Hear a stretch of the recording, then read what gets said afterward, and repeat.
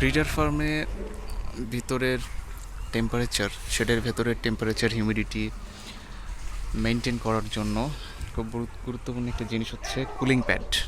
এই হচ্ছে সেই কুলিং প্যাড। এটা মূলত কাগজের তৈরি, বাট সফিস্টিকেটেড একটা টেকনোলজি। এবং এটার ফাংশনটা হচ্ছে এই সাইড থেকে বাতাসটা যাবে, যাওয়ার পরে ওই সাইডে কুলিং ফ্যান আছে, ওই ফ্যানের মাধ্যমে বাতাসটা শেড থেকে বের হয়ে যাবে।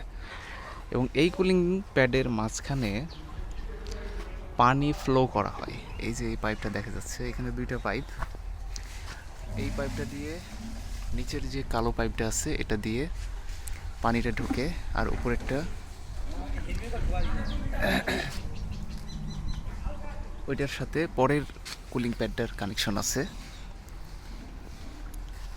এই কালো পাইপটা দিয়ে পানি ঢুকে এখান দিয়ে ফোটাই ফোটাই কুলিং প্যাডে নামে এবং কুলিং প্যাডটাকে ঠান্ডা রাখে।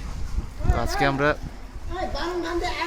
এই পাইপটা যাতে গরমের সময় নিরবিচ্ছিন্ন পানি যাতে এই পাইপের মধ্যে থাকে, এই জন্য নিচে একটা হাউস, এই কুলিং প্যাডের পাশে একটা হাউস আমরা এখানে তৈরি করে রাখছি, শেডের পাশেই, কুলিং প্যাডের ঠিক পাশেই।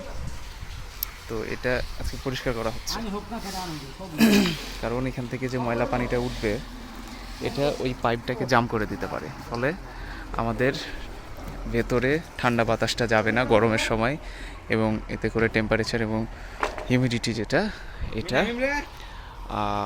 সঠিকভাবে ভেতরে মেনটেন করা সম্ভব হবে না।